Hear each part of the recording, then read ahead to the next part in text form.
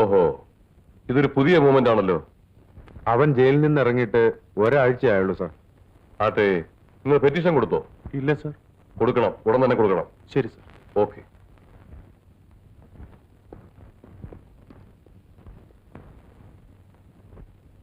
Mister Vinayachandran, തെളിവുകൾ നഷ്ടപ്പെടുന്നതിന് മുമ്പ് നമുക്ക് ഈ ഫയൽ ഒന്ന് റീഓപ്പൺ ചെയ്താൽ എന്താ? സാർ, ബോഡി ബേൺ ചെയ്തതാണല്ലോ. Yes, that is correct. അപ്പോൾ നിങ്ങൾ തമ്മിൽ ഒരു പ്രശ്നവും അതിനെക്കുറിച്ച് ഉണ്ടായിരുന്നില്ല എന്നാണോ മിസ്സിസ് വർമ്മ പറഞ്ഞു വരുന്നത്? അതെ. പ്രോപ്പർട്ടീസ് പലതും നിങ്ങളുടെ പേരിലാക്കാൻ നിർബന്ധിച്ചതിന്റെ കാരണം? ഞാൻ നിർബന്ധിച്ചതല്ല, പുള്ളി സ്വമനസാല ചെയ്തതാണ്. നിങ്ങളുടെ നിർബന്ധം കൊണ്ടാണെന്നാണല്ലോ ജഗദീഷ് പറഞ്ഞത്. ജഗദീഷ് അങ്ങനെ പറയില്ല. കാരണം? അയാൾ വിശ്വസ്തനാണ്. ആർക്ക്?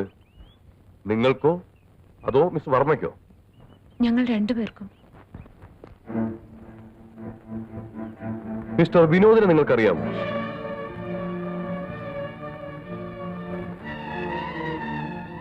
മിസ്റ്റർ വിനോദിനെ നിങ്ങൾ അറിയുമോ എന്ന്? ഏത് വിനോദ്? ഏത് വിനോദിനെ അറിയാം? എനിക്കറിയില്ല. ഒരു വിനോദിനെ അറിയില്ലേ? ഇല്ല.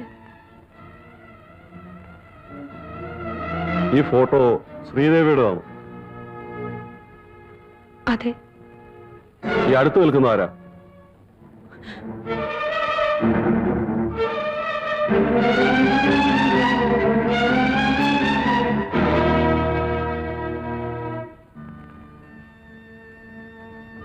Mrs Varma, relax relax.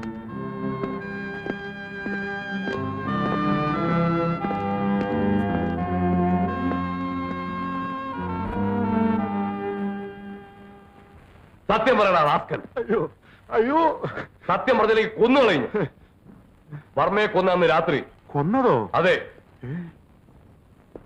അന്ന് രാത്രി വർമ്മയ്ക്ക് നീയല്ലേ പാല് കുടിക്കാൻ കൊടുത്തത്? അയ്യോ, ഞാനല്ല പാല് കൊടുത്തത്. അയ്യോ, വർമ്മ സാർ രാത്രി പാല് കുടിക്കാറില്ല. പാല് കുടിച്ചു. ഈ ഫോട്ടോയിൽ കാണുന്ന ആളിനെ കണ്ടിട്ടുണ്ടോ? ഒന്ന് രണ്ടു പ്രാവശ്യം ബംഗ്ലാവിൽ വന്നിട്ടുണ്ട്. ആരെ കാണാനാ? മിസ് വർമ്മയെ കാണാനോ അതോ ശ്രീദേവിയെ? കൊച്ചമ്മയെ കാണാൻ. നീ നാളെ സ്റ്റേഷനിലേക്ക് വരണം. ഓ, വരാവേ.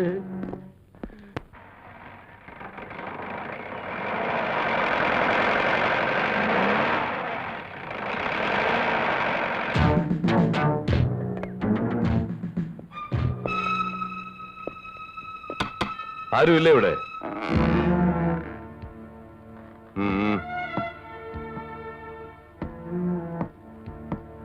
ആരായി വിനോദ്? ഞാനാ. ഇത് നിങ്ങളുടെ വീടാണോ? അല്ല, എന്റെ സ്നേഹിതന്റെ. അയാളുടെ പേരെന്താ? ബഷീർ, ഇവിടുത്തെ ഫോറസ്റ്റ് ഗാർഡാ. ഓഹോ, നിങ്ങൾ വർമ്മ മുതലാളിയുടെ ഭാര്യ ശ്രീദേവി അറിയോ? വിവാഹത്തിന് മുമ്പറിയും. മിസ്റ്റർ വർമ്മയുടെ കൊലപാതകം നടക്കുന്നതിന് 2 ദിവസം മുമ്പ് നിങ്ങൾ ശ്രീദേവിയെ കാണാൻ ചെന്നിരുന്നല്ലോ. എന്തിനാ? ഞാനവിടെ പോയിട്ടേ ഇല്ല. ഒരിക്കൽ പോലും ഇല്ല. വർമ്മയുടെ കൊലപാതകവും നിങ്ങളെയും ചേർത്ത് ഒരു പെറ്റീഷൻ ഉണ്ട്. അതുകൊണ്ട് നാളെ രാവിലെ പോലീസ് സ്റ്റേഷൻ വരെ ഒന്ന് പറഞ്ഞു. കോൺസ്റ്റബിൾ സാർ, ഇയാളുടെ അഡ്രസ്സും ഡീറ്റെയിൽസും ഒന്ന് എഴുതിയെടുക്കുക. സാർ. എന്താണ് പേര്? വിനോദ്. ഹലോ. ഡോക്ടർ ഉണ്ടോ? ഇല്ലല്ലോ, ഹോസ്പിറ്റലുണ്ടാവും. ഹോസ്പിറ്റലിൽ വിളിച്ചപ്പോ അവിടെ ഇല്ലെന്ന് പറഞ്ഞു. സോറി, ഇവിടെ എത്തിയിട്ടില്ല. ഡോക്ടർ വന്ന ശ്രീദേവി വിളിച്ചിരുന്നു. അർജന്റായി ഇവിടെ വരെ ഒന്ന് വരാൻ പറയണം.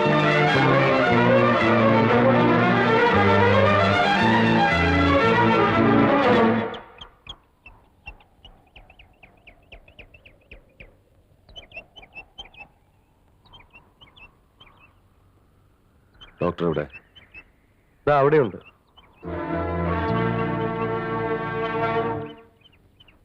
എന്താ പോലീസ് അന്വേഷിച്ചു വന്നു? അതെ. ഓ, അതൊന്നും കാര്യാക്കണ്ട. അതെല്ലാം പോലീസിന്റെ ഒരു തരം വേലയല്ലേ. എന്തെങ്കിലും പ്രശ്നങ്ങളുണ്ടായല്ലോ? എന്ത് പ്രശ്നം? ആത്മഹത്യ തന്നെ. ഓ, ഇനിയിപ്പൊ കത്തിച്ച് ആരെല്ലാം കൂട്ടി നോക്കാൻ പോകുന്നു. മിസ്റ്റർ വിനോദ്, നിങ്ങൾ പേടിക്കണ്ട. എന്തു വന്നാലും ഞാൻ ഏറ്റു. ഞാൻ IG വിളിച്ചിരുന്നു, കിട്ടിയില്ല. അഥവാ പോലീസ് അറസ്റ്റ് ചെയ്താൽ തന്നെ ഞാനല്ലേ ഉള്ളത്. അടുത്ത നിമിഷം വെളിയിൽ കൊണ്ടുവരും. നിങ്ങൾ പതറാതിരുന്നാ മതി. നിങ്ങളവിടെ പോയിട്ടില്ല, അത് തന്നെ. എന്ന് തന്നെയാ ഞാൻ പറഞ്ഞത്. ഗുഡ്. പോലീസിനൊരു ചുക്കും ചെയ്യാൻ പറ്റില്ല. ഇതിനു മുമ്പ് വർമ്മ ഒരു സൂയിസൈഡ് അറ്റംപ്റ്റ് നടത്തിയതിനെ ഞാൻ പിന്തിരിപ്പിച്ചതാണെന്ന് ഐജിയോട് രഹസ്യമായി ഞാൻ പറഞ്ഞിട്ടുണ്ട്. അയാൾക്ക് എന്നെ വിശ്വാസവുമാണ്.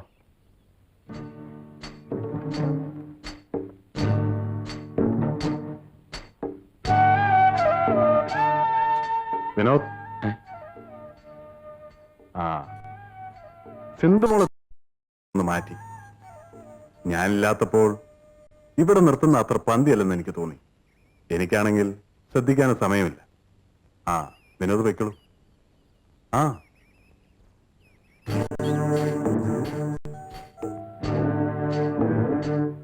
പൊയ്ക്കോളൂ.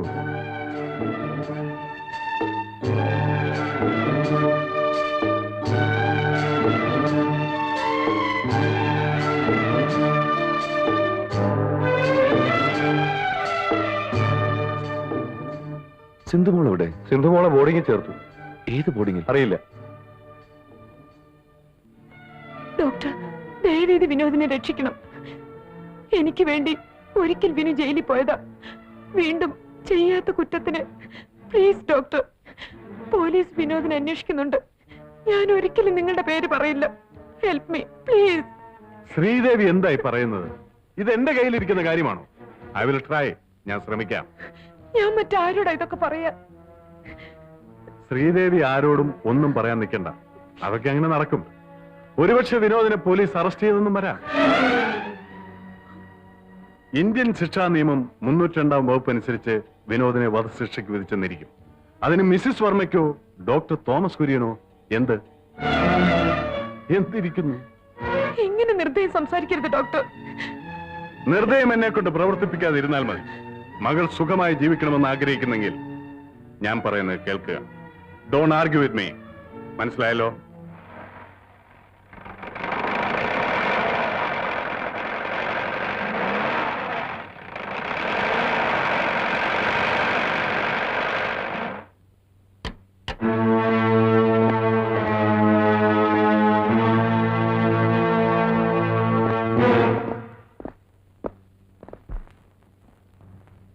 എന്താ ജഗദീഷ്?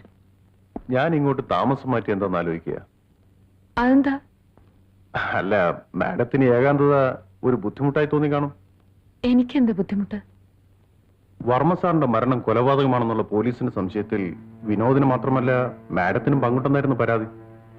മാഡത്തിന്റെ കാര്യം ഞാൻ പറഞ്ഞ് അഡ്ജസ്റ്റ് ചെയ്തു. അതുകൊണ്ട് അല്ല, പകലായാലും രാത്രിയായാലും ഒരു കൂട്ടുണ്ടാകുന്ന നല്ലതല്ലേ?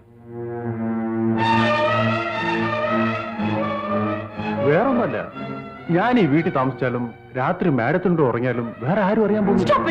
നീ ആരോടാ സംസാരിക്കുന്നറിയോ? അതിനിത്ര ഒച്ചവയ്ക്കേണ്ട കാര്യമൊന്നുമില്ലല്ലോ. വർമ്മ സാറ് ജീവിച്ചിരിക്കുമ്പോ വിനോദിന് ഇവിടെ കിടന്ന് ഉറങ്ങാല്ലേ? ഇതൊരു തുടക്കമല്ലേ കൊച്ചേ? അല്ല, എനിക്കൊരു സംശയം. കൊച്ചമ്മ എന്തിനത്ര പതിവ്രതയമെന്ന്? കനിയൊന്നുമല്ലോ, ഒന്ന് പെറ്റതല്ലേ? റോബർട്ട്,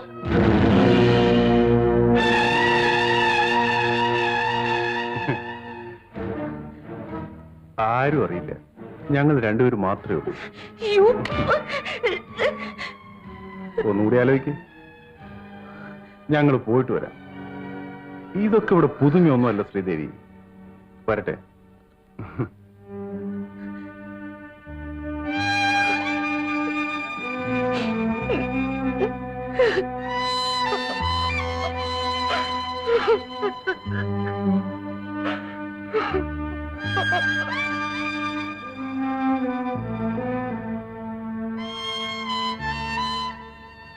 റോബർട്ട് ഇവിടെ എങ്ങനെ എത്തി?